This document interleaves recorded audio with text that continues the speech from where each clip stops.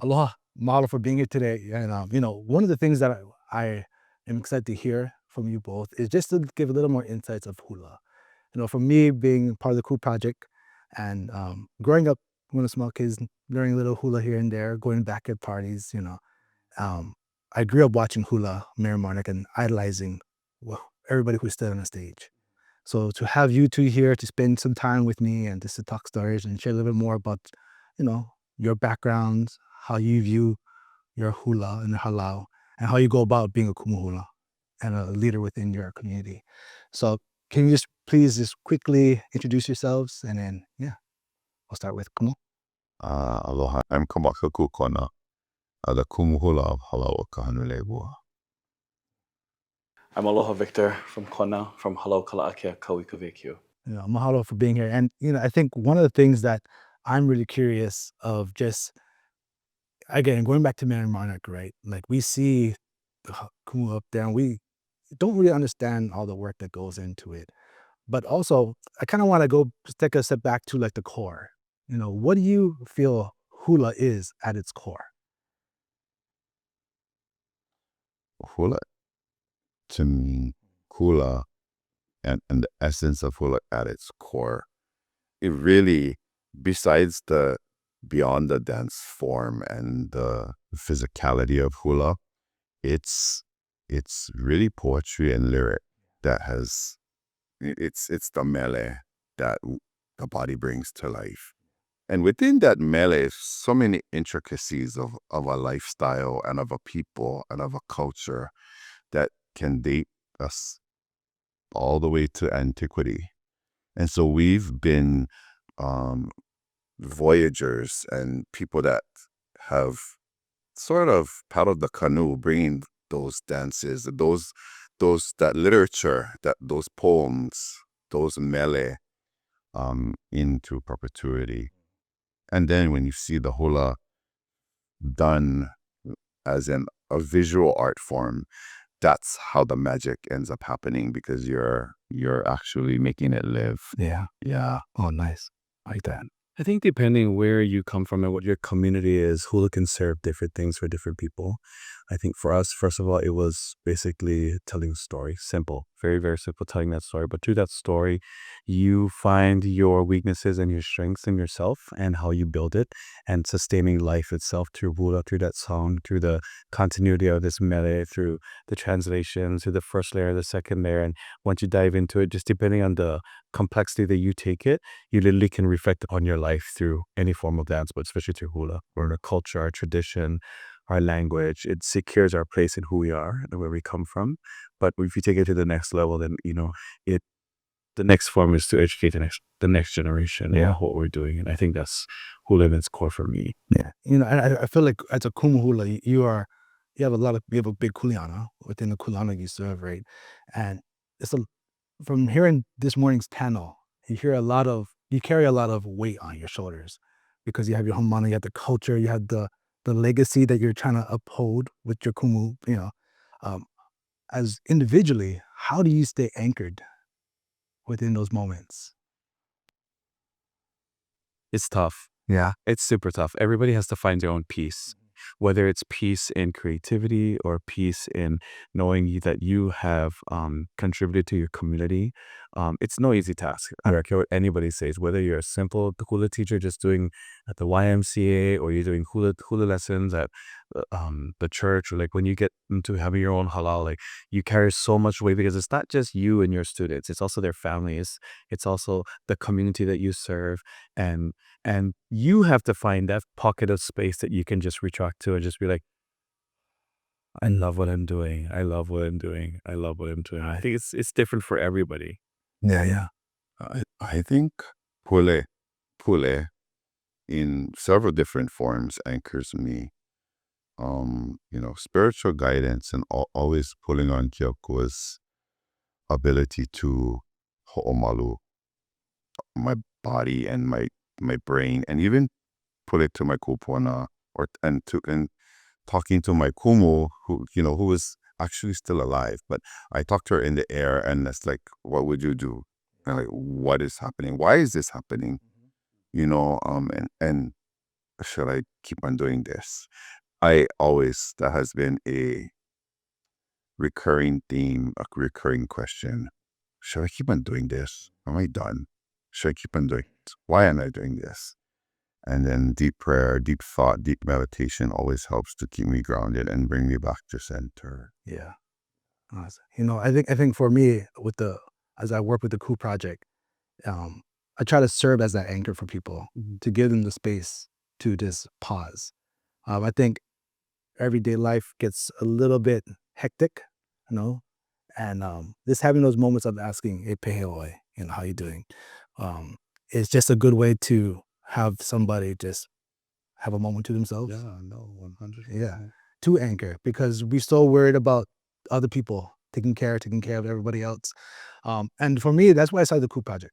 To be honest, I'll share is like because I saw so much ohana who gave so much, but their health started deteriorating, and then all of a sudden we start losing them way too early.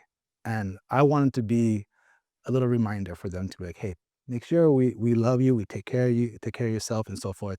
And that's why when I'm hearing you folks talk about the stuff that you're going through, I feel a kuleana to be a support for individuals like yourselves and for the Kumu out there, because it is a lot of work. And I just want to say mahalo for all of that. It's not. Yeah.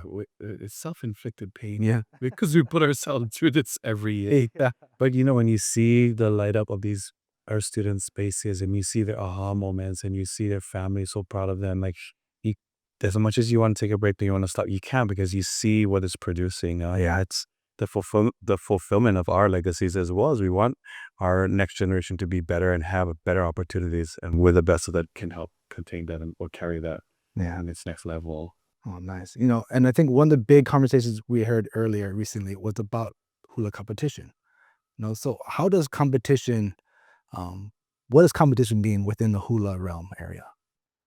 It's a platform actually where we are able to elevate and bring our students and ourselves as the Kumu to our highest level of hula excellence and cultural excellence. Because when you get into competition, you're checking off all the boxes of Hawaiian culture. You got to be on it with your research, with your olelo, with your costuming, with your lace. So it's inclusive. It doesn't not cover any one of the Hawaiian culture aspects that we practice and live. Yeah. But what it's doing is it's elevating all of that goodness and bringing our skill, our attempts, and our journeys. It's elevating all of that to make us not just better hula practitioners, but better humans, because it tests our ability to want to get to another level. And what you got to do, what do you have to do to get to that other level? You got it? Or are you going to cave in and give up? And so that competitive factor is really a device where we're trying to be better. And not necessarily against each other. It's be better for ourselves. Be better for our lineage, be better for our Kumu, so that their names not just live on, but there's a pride that we're associating with those people that came and laid the foundation for us. Yeah. I love competition because it forces us to be our greatest by a certain date. I think for so long, many other, mediums practice, but sometimes that's all they do is practice. Yeah. So competition forces us to practice to the point where, okay, we're ready to perform it. However that performance is that day, that may have been our absolute best, but it, like he says, it elevates our existence and our opportunity. We validate who we are by going through the process, not necessarily attending the competition, but going through the process of becoming greater. Because if there's anything that we want to be, is better than the day before. Yeah, absolutely. I feel like when you learn about hula competition, it's a display of your lineage, your skills, and all those who came before you. What within a competition, and I think from the outside, from the community, we many of us, they view like it's like you're competing against each other. So I love the way that you just mentioned how you're actually just doing it for yourselves and for your kumu and for your hamana to have this level of almost like a challenge. Would you consider it a challenge? Internally, Yeah, internally. internally to like be at their best. I think we're at the competition to Yeah. compete. We know who we're competing against. Yeah. that This is the level that we're at, but we also have to make sure that we're better than we were last year. Like, or why are we there? Did we build? Did we become better chanters? Did we become better organizers? What did we do to instill the value of competing? And it was to be prepared to for this competition in general. Yeah, and I feel like within those competitions, there's a lot of unseen layers. Yeah, when it comes emotionally and and so forth. But can you say what are those unseen layers that that you can share that you go through with those preparing for the competitions? I personally think that people overlook the fact that being a competitive entity of hula is very costly. Um, Financially speaking, it takes a lot of money, and depending on the caliber of competition that you are gearing for, Yeah, it is very costly. And we cannot overlook that. And we cannot just brush it under the rug and say, oh, they're just going to assume that responsibility if they want to compete.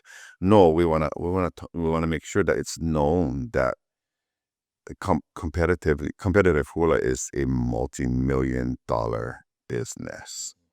And we as hula people, we don't even like to talk about money. yeah, But we take on the kuleana of fundraising, seeking out funds in any shape, way, or form that then get us through that. And that's just one facet of these underlining, unseen things of competition.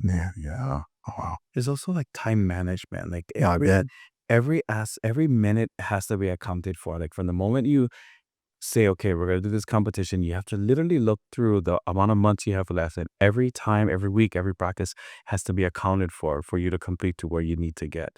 And, if there's one thing that we do teach our children, besides basic knowledge of Pula, but like, it's always like, where are we on timing? Like, how are you assessing your time? What are you doing in your spare time? When you leave hula, are you practicing after the hula? Because it's not just what happens at practice. Yeah. We can practice it where everybody's blue in their face, but if they're not practicing at home and their families are encouraging to be their best, that time management is out the window. Yeah, I feel like that's a great way you put it, Kumu, is that you're only with them a certain amount of time, so giving them the tools and like the responsibility, that kuleana, to continue outside if they want to be to the level that you're expecting them to be. And I think when it comes to competition, Merrie Monarch has been around for a long time. And I'm sure you have seen much evolution over the time and changes. Um, how has it changed over the years, and what kind of shifts have you both seen lately?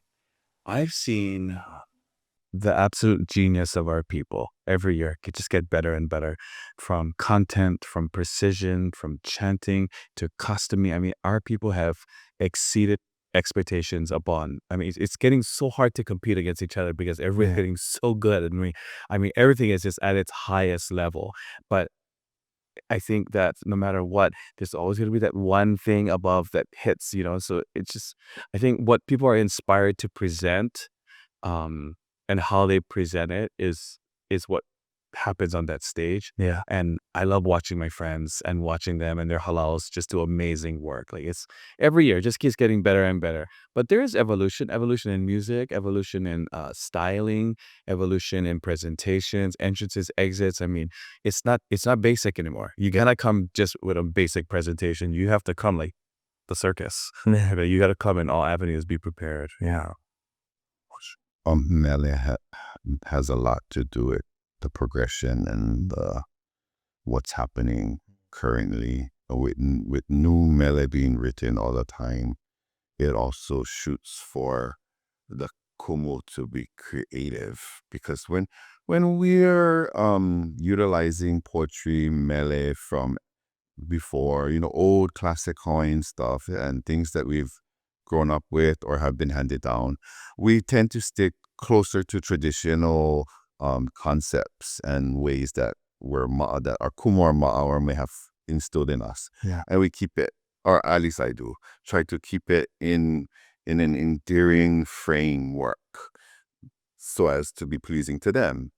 When I write numele and they belong to me, and I have a vision of what this mele and how I want to interpret things, I keep it creative, and the costuming might reflect that.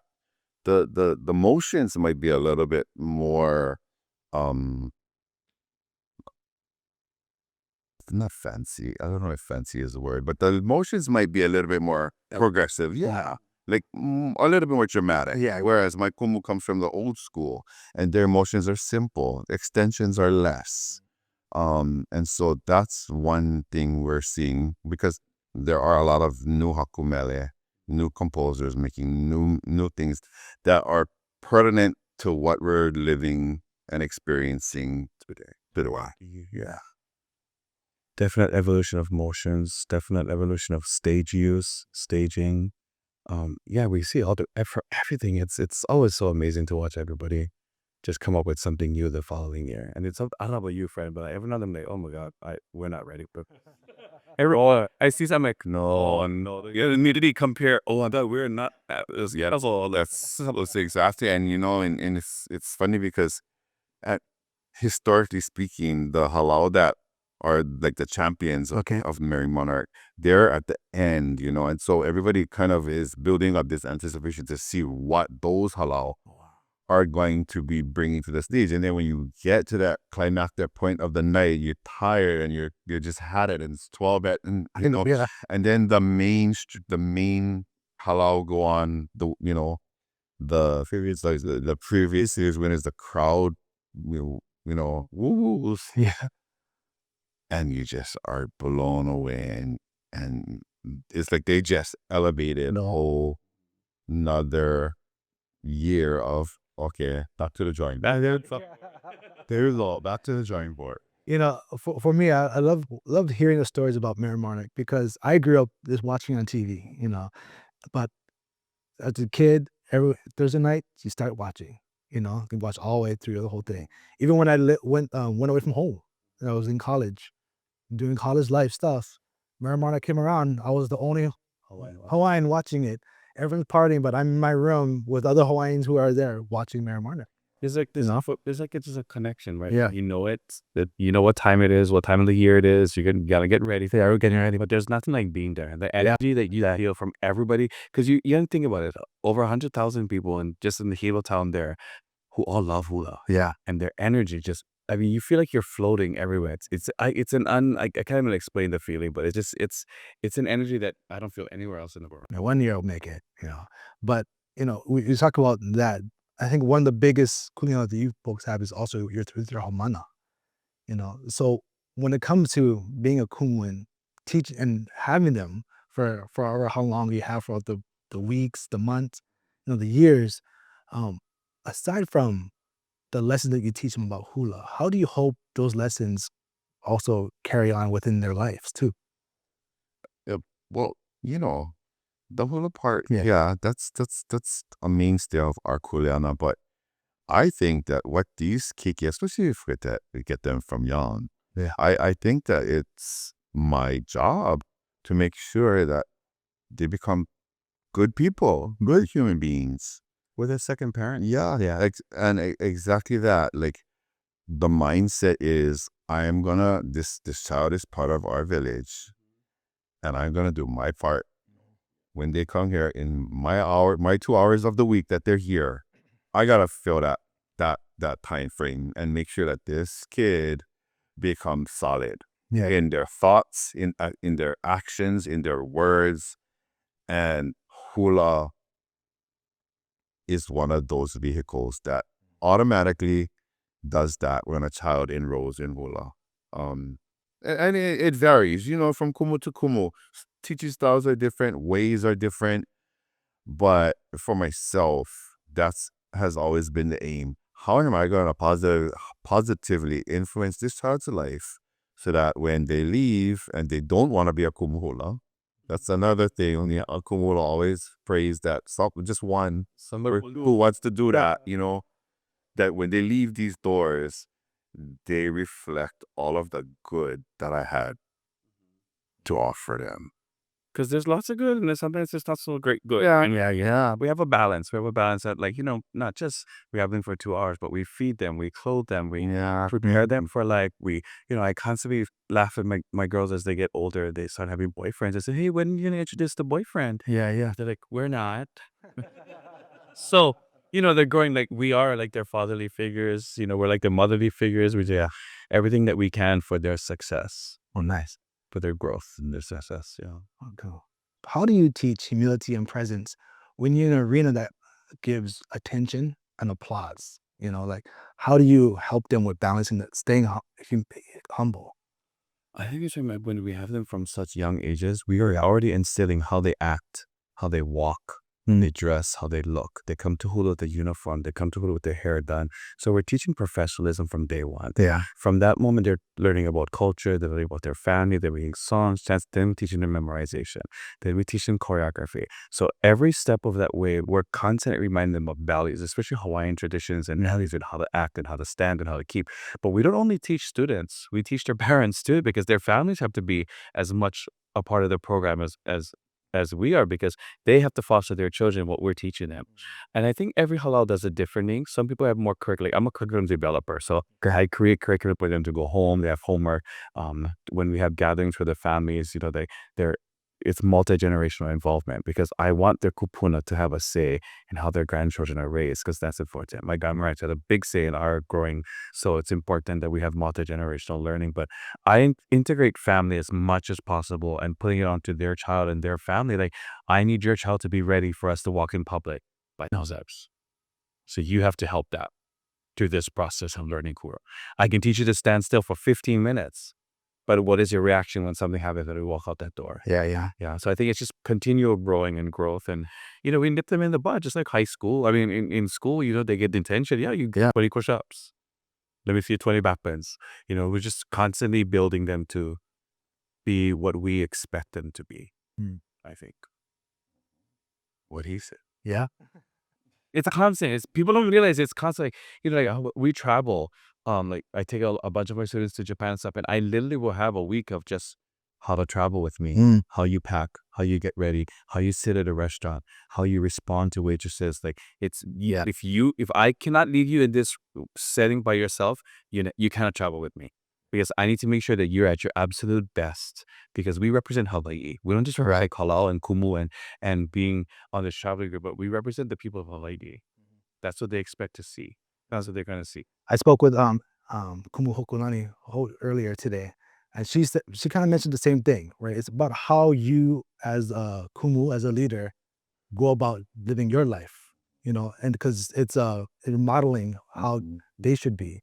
And I think it says a lot about you two, right? And how you go about walking through life, and how you hold yourself, in the public area, with your hamana.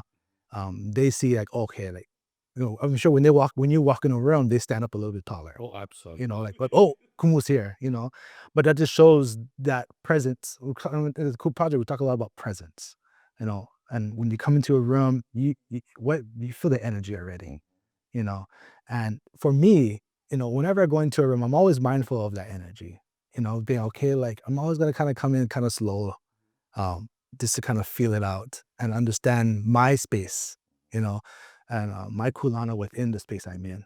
So that's why today it's like I'm very honored to be with you two, because it's one of those things where you as a Native Hawaiian growing up, you look up to individuals like yourselves who've done a lot of the work and done a lot of the things that many of us don't have the chance to do it, and we marvel at what you're able to accomplish. So I just want to again say mahalo for that. But with that, as you mentioned, hula being a multi-million-dollar space, right? And it has reached across the oceans, across a global community. How do you, with that visibility, how do you hold on to that kuleana of making sure it's being cared for? It's like racing in a horse race. You put up your blinders and you stay focused to and what and who you are and what you do. And you take slight influences from other people, but you got to stick true to what you do. And of course, there's going to be evolution and growth and sometimes disparity and all of it too. But yeah, I think you just got to be mindful of what it is that you are and what you're doing, period. I mean, Yeah.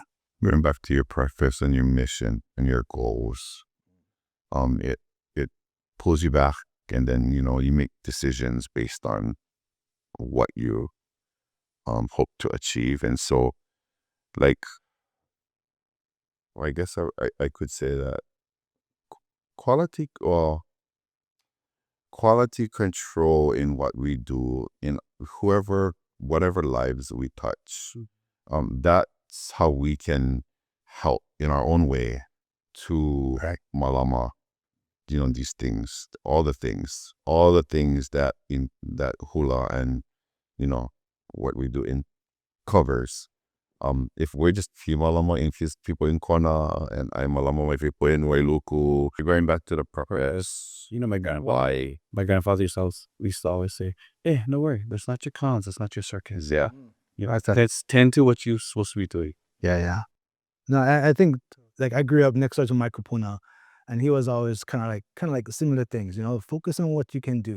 You focus on the circle that you're in, make sure they're all malama there, and then from there it'll grow. So again, it goes back to making sure that your hamana, your community, they're taken care of, and then from there, hopefully that energy will go out there from there. Yeah. I think that in today's society, we have to do mental health checks now. We have to see like just checks and balances of students, what's the energy, how they're feeling. As we go through learning new things, we have to question. We have to put assignments, dates. Like, hey, you did this research by this date.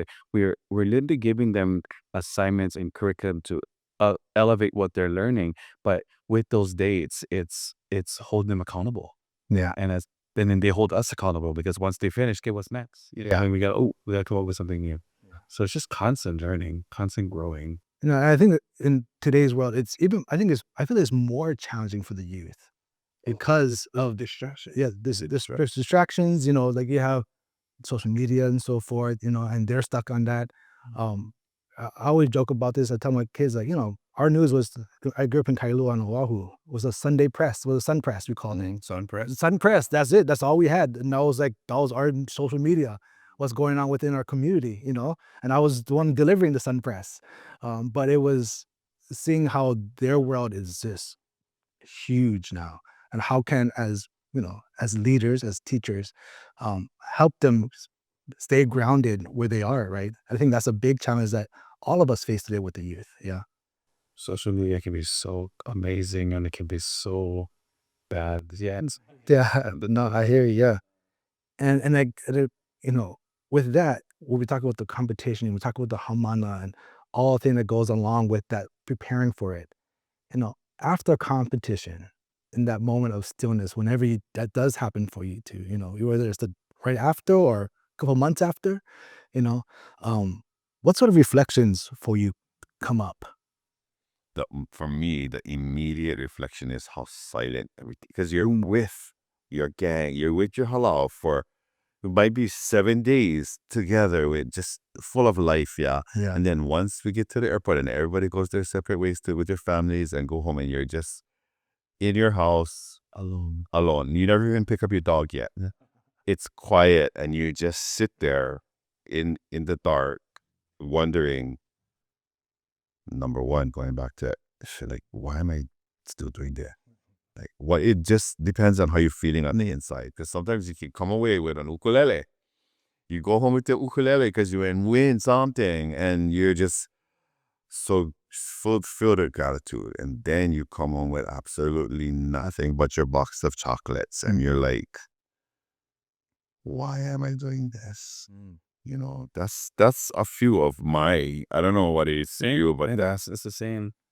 Like, honestly, after all that chaos, it's controlled chaos, yeah, but it's chaos, all that noise and all that energy, and then you come home, you're literally by yourself, and like, there's depressive moments. I just want to lay in my bed. I went to nothing, but like right after competition, I just want to clean up and just get the hell out of here, man. Let's just get up, let's go. But I mean, I think there's such a myriad of emotions that go through every year can be a little bit different. Sometimes you're like, okay, I know what I want to do next year already. And you start planning. And then something like, oh, forget it. I'm going to do this again. Yeah. So I think it's just a balance that you have to endure. Just there's ups and downs of it all. I think we need to check on our own mental health. Having those moments, right, for yourself, I think sometimes it goes back to checking in on yourself, right? Because many times when we go through those shoulder of emotions, we just don't reflect. We just keep going. Yeah, Next thing, what's the next thing? And then that's where things start kind of piling up within you. Yeah. I remember when we talked last time, we were talking about the kahawai, right? Like making sure it's all clean and making sure it's flowing straight, and that made a big impact because that's kind of one of those things where you always got to check back, making sure everything's flowing right, being more mindful in that stillness. Okay, where am I mentally, spiritually, emotionally, physically? How do I feel?